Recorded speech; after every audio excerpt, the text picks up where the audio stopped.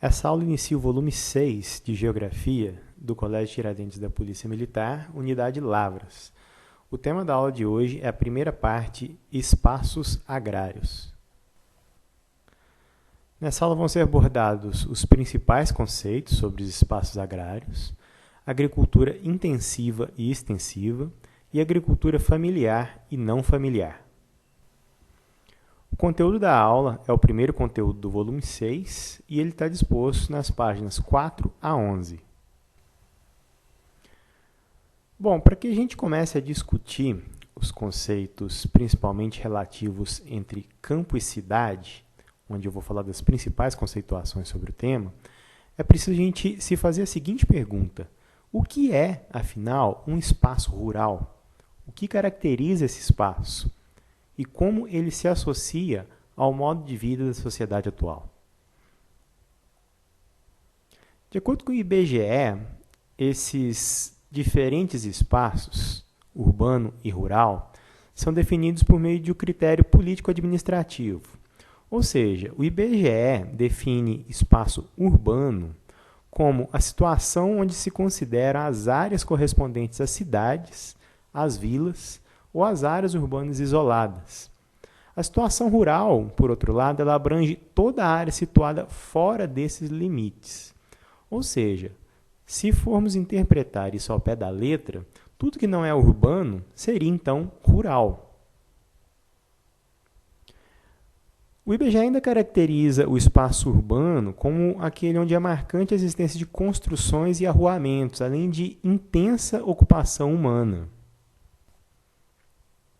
Dessa maneira, a gente pode caracterizar o rural ou o campo como oposição ao espaço urbano.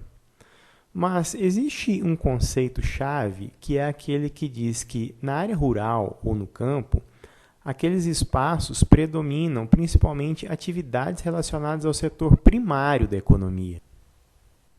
Mas o que vem a ser o setor primário?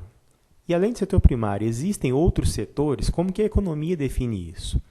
Então, de acordo com os conceitos que são praticados no Brasil, são conceitos já bastante antigos, desde a década de 1940, o setor primário ele é definido como aquele onde são praticadas atividades como a agropecuária, a silvicultura, que quer dizer a produção de florestas, o extrativismo vegetal e mineral e a caça e a pesca. Já o setor secundário ele compõe as atividades industriais, de geração de energia e de construção civil. Enquanto o setor terciário ele é compreendido por atividades relacionadas à prestação de serviços. Com isso, a gente pode interpretar uma área rural ou urbana onde predominam principalmente atividades agrícolas, silviculturais, de extração e de criação de animais. Além disso, em oposição ao conceito do urbano, o espaço rural ele também é caracterizado pela baixa densidade de ocupação humana, além de uma estrutura funcional típica de ambientes rurais, como, por exemplo, estradas de terra, casas e edificações particulares associadas àquele ambiente rural, por exemplo, para armazenamento de grãos.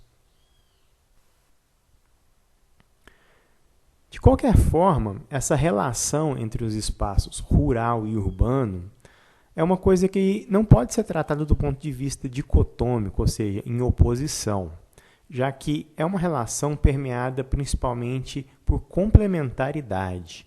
Ou seja, o campo, cidade, esse tipo de relação é marcado principalmente pela interação entre os dois espaços. Já que o espaço rural é principalmente um espaço de produção, normalmente produção de alimentos, e o espaço urbano, um espaço político e comercial. Ou seja, o espaço rural fornece alimentação para o espaço urbano, e o espaço urbano é responsável por legislar e promover atividades que dão suporte ao espaço rural. E essa relação, ela sempre existiu e ela sempre foi marcada por interação. Porém, desde a Revolução Industrial, lá no século XVIII, o contingente populacional vem diminuindo. Isso porque a população rural ela sempre foi maior do que a população urbana, devido principalmente à necessidade de produção de alimentos. No entanto, entre 2007 e 2008, ocorreu pela primeira vez na história a superação da população rural pelo número de habitantes de cidades. E a gente pode interpretar também essa relação como decorrente uma coisa em função da outra, já que o processo de urbanização ele é decorrente da transformação nessas relações entre campo e cidade. Partindo desse pressuposto de que a população urbana ela não produz o seu próprio alimento e que a população rural vive do consumo dos seus alimentos e da posterior venda desse excedente, a gente pode interpretar a urbanização e a industrialização como um fator que motivou o aumento na demanda por alimentos. Porque, na medida em que esses grandes centros urbanos começaram a se estruturar e abrigar uma população maior, houve uma demanda por um maior consumo de alimentos, ou seja, esses alimentos que eram produzidos nos espaços rurais também tiveram que começar a ser produzidos em maior quantidade. Então é comum que se associe a Revolução Industrial com a Revolução Agrícola, já que a Revolução Agrícola teve também um impulso a partir da Revolução Industrial em função desse fator, devido à necessidade de utilização de técnicas mais produtivas. Quer dizer, a industrialização ela também atuou sobre a produção agrícola no sentido de incrementar a produção para a geração de uma maior quantidade de alimentos. Com relação à agricultura intensiva e extensiva, primeiro é necessário caracterizar o que é a agricultura como atividade. A gente pode definir a agricultura como atividade por meio do qual as sociedades cultivam as sementes, ou seja, elas desenvolvem sementes e cultivam a terra, visando principalmente a produção de alimento. Quando a gente fala de agricultura, muitas vezes se pensa na produção de alimentos a partir do que se conhece hoje. Mas a agricultura ela é uma atividade que remonta a milênios. Ela existe praticamente desde a primeira constituição social dos seres humanos, já que foi a agricultura e a formação de centros comerciais que proporcionou a existência da sociedade como a gente conhece hoje. No entanto, ela passou, ao longo de todo esse tempo, por constantes aprimoramentos, tanto aprimoramentos técnicos quanto aprimoramentos científicos. Isso ocorreu ao longo de toda a sua evolução e continua ocorrendo, já que um tipo de agricultura que nós vamos ver aqui nesta aula, ela se utiliza muito dessas técnicas e da sua evolução.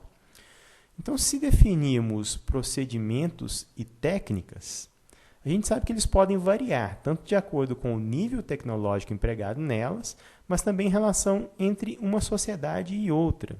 Por isso é comum que se trate de sociedades mais primitivas e sociedades mais desenvolvidas, em função principalmente do tipo de técnicas que elas utilizam. Não interpretando o primitivo como algo pejorativo, menor, mas menos tecnificado. Isso vale para qualquer tipo de atividade. E na agricultura, isso é muito característico, muito observado, já que algumas sociedades trabalham uma agricultura bem menos tecnificada em relação a outras. Então, desde o seu surgimento, a agricultura passou por uma grande transição, uma variedade de técnicas incrementando sempre a produção, o que atua principalmente no sentido de modernizar, de modificar a produção, pensando no aumento da produção de determinado produto, de determinado alimento. Derivada dessa tecnificação, a divisão entre agricultura intensiva e extensiva ocorre também conforme o seu rendimento, ou seja, quanto um tipo de agricultura é capaz de produzir daquele determinado alimento ou produto. Então, essa divisão entre agricultura intensiva e extensiva, ela é praticada, muitas vezes ela é didática para se analisar determinadas situações, porém, hoje em dia, devido principalmente ao modo de produção capitalista, é necessário que se compreenda que é uma situação, às vezes, muito complexa do ponto de vista de simplesmente uma separação entre dois tipos distintos de agricultura que não têm interação entre elas.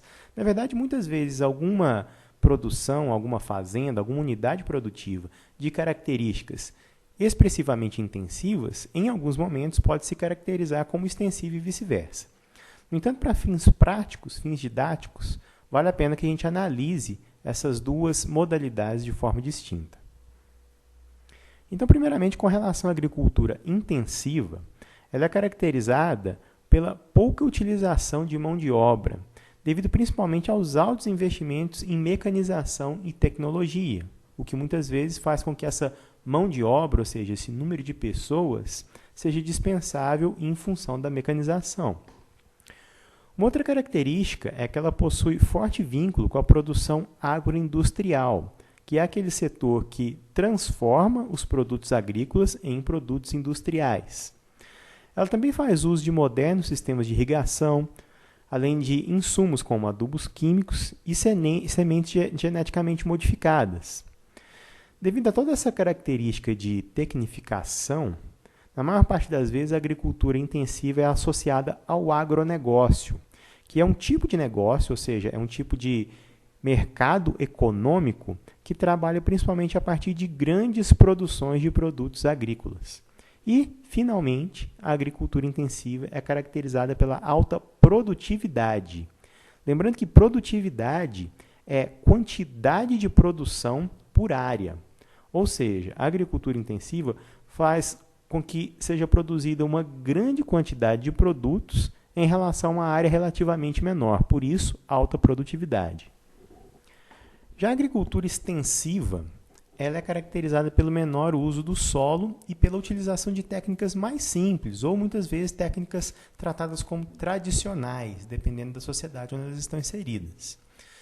Ela faz uma baixa utilização de implementos mecanizados e a produção para subsistência, ou seja, para o próprio consumo, é muito marcante na agricultura extensiva, sendo que todo aquele produto que não é consumido, ele é principalmente comercializado, mas em mercados específicos, normalmente mercados regionais.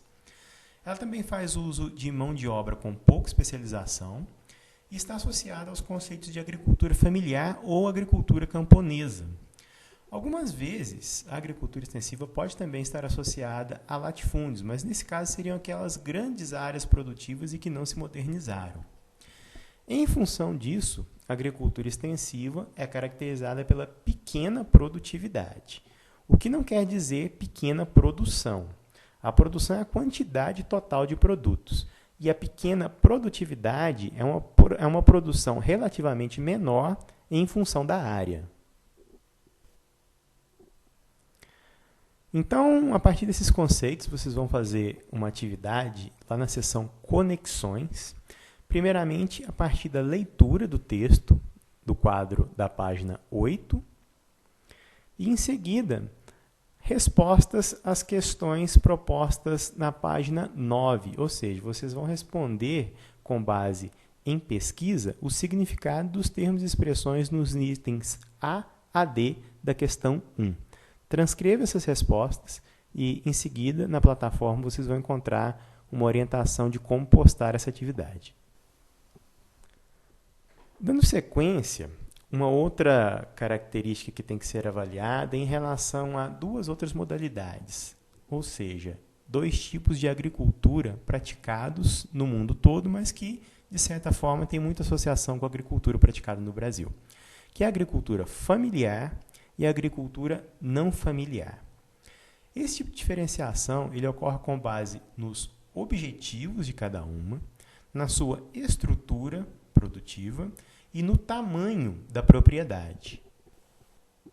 Falando no tamanho de propriedade, primeiro é necessário que se faça uma definição de módulos fiscais.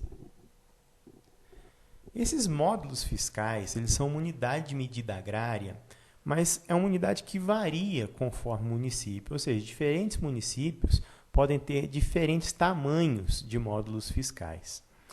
Os módulos eles são definidos com base no tipo de exploração predominante naquele local, naquela região ou município, de acordo com a renda média que faz jus àquele tipo de exploração naquele local, e com outras explorações que têm determinada expressividade local.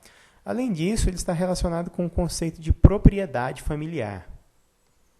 Assim, o módulo fiscal ele indica a área mínima necessária para que a exploração econômica de uma determinada propriedade seja considerada viável. Então, essa figura mostra a variação no tamanho dos módulos fiscais no Brasil, sendo que o vermelho mais escuro mostra um número maior de hectares, que é uma medida agrária, também uma medida utilizada para terras, lembrando que 1 hectare tem 10 mil metros quadrados.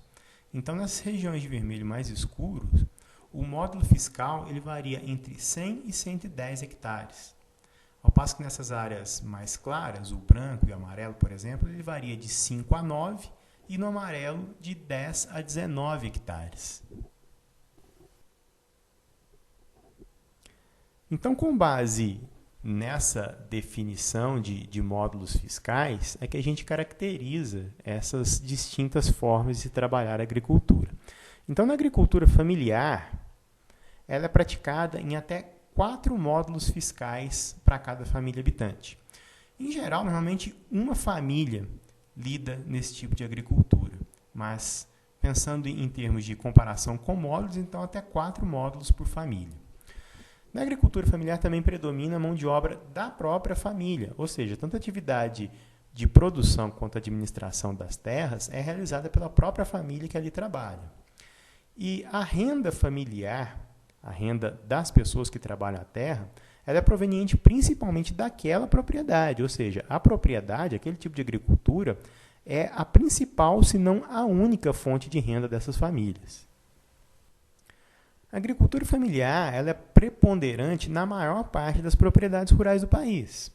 Então, o último dado que foi levantado em relação à agricultura no Brasil mostra que cerca de 85% das propriedades rurais brasileiras estão associadas à agricultura familiar. No entanto, com relação à ocupação de terras, esses 85% de propriedades ocupa menos de 25% das terras agricultáveis no país. E a agricultura familiar, apesar dessa discrepância de área, ela é responsável por grande parte da produção de alimentos no país. Muitos alimentos, como, por exemplo, feijão, mandioca, café, milho, eles são produzidos principalmente pela agricultura familiar. Esse balanço é variável, mas o fato de ocupar uma parte menor das terras não implica que é uma agricultura pouco produtiva, muito pelo contrário. Ela desempenha um papel fundamental para a segurança alimentar no país e fornece alimentos tanto para o mercado interno quanto, em alguns casos, para o mercado externo.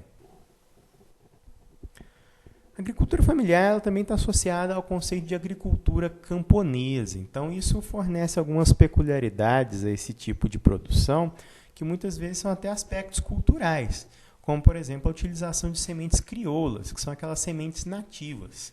Quer dizer, na sua maior parte, o agricultor familiar ele trabalha a partir de sementes naturais e não sementes desenvolvidas, sementes melhoradas geneticamente e vendidas por grandes empresas. Quer dizer, ele trabalha a partir das suas próprias sementes.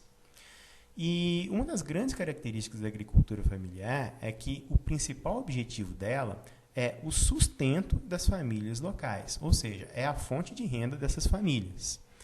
Ela também tem grande importância com relação ao comércio, já que ela produz uma quantidade de alimentos que nem sempre ele é todo consumido pelas famílias. Então, essa produção de alimentos, destinada principalmente ao abastecimento de comércios local e regional, eles são destinados também à produção principalmente de alimentos e não outros subprodutos. No entanto, ela tem um menor rendimento econômico em relação à agricultura não familiar. Isso muitas vezes resulta em pouco peso político e acesso limitado a tecnologias e linhas de crédito. Ou seja, esses agricultores eles não têm a facilidade de produção que muitas vezes agricultores de outro tipo de produção. Já a agricultura não familiar, muitas vezes chamada também de agricultura patronal, ela é praticada em grandes propriedades, normalmente propriedades de grande ou médio porte, acima de 4 módulos fiscais. Ela utiliza principalmente mão de obra contratada e até mesmo serviços profissionais, como serviços administrativos ou de consultoria. Normalmente, esse tipo de agricultura está associada ao conceito de agronegócio, que é aquele tipo de ramo onde os produtos agrícolas são vendidos a partir de negociação em mercados, visando principalmente a produção de um grande volume de produtos para que eles sejam negociados em termos mais competitivos.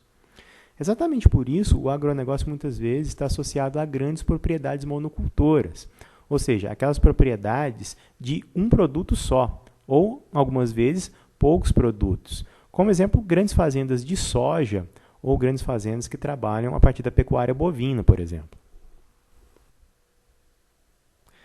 Diferente da agricultura familiar, cujo principal objetivo é a subsistência, o sustento das famílias que trabalham a partir daquelas propriedades, na agricultura não familiar, o principal objetivo é a geração de lucros. Isso faz com que esse tipo de empreendimento seja principalmente compreendido na forma de negócio. Algumas particularidades também podem ser observadas na administração e nas características dos próprios proprietários dessas áreas, que administram essas fazendas, essas unidades produtivas, como uma empresa capitalista, já que seu principal objetivo é a geração de lucros. Muitas vezes, esse tipo de agricultura está voltado completamente para a produção das chamadas commodities, que são aquelas mercadorias provenientes de cultivo ou extração, mas com grau mínimo de industrialização e que são negociadas globalmente, ou seja, em mercados externos, tendo seus preços definidos pelas oscilações de mercado internacional. Essa figura mostra algumas regiões do globo onde estão localizados os maiores exportadores de commodities. São dados de 2011 e nela é possível observar a representatividade do Brasil dentro dessa situação de commodities. Então, aqui foi ressaltado a situação de exportação de bagaços e resíduos sólidos da extração de óleo de soja, a própria soja como grão, açúcar mascavo, café verde, carne de frango, dentre outros, como, por exemplo, carne bovina. Já essa outra figura mostra a comparação entre a agricultura familiar, em verde, e a agricultura não familiar, em cinza. Então, em relação ao total de estabelecimentos, é possível observar que a agricultura familiar ocupa 84,4% dos estabelecimentos agrícolas no Brasil, sendo que a agricultura não familiar ocupa somente 15,6%. Já com relação à área total de propriedades agrícolas no Brasil, a situação se inverte, ou seja, a agricultura familiar ocupa somente 24,3%, ao passo que a agricultura não familiar tem 75,7% do total das áreas das propriedades rurais no Brasil. Em relação à ocupação de pessoal, esse percentual é de 74,4% na agricultura familiar, enquanto somente um quarto, ou seja, 25,6% das pessoas ocupadas na agricultura trabalham para a agricultura não familiar. Em milhões de pessoas é possível observar essa discrepância. Então, a agricultura familiar, com 12,3 milhões de pessoas ocupadas, ao passo que a agricultura não familiar ocupa um terço disso, ou seja, 4,2 milhões de pessoas. Então, nessa aula foi abordado a primeira parte do tema Espaços Agrários, contido nas páginas 4 a 11 do volume 6 do Sistema de Ensino Positivo, e na próxima aula passaremos para a parte 2.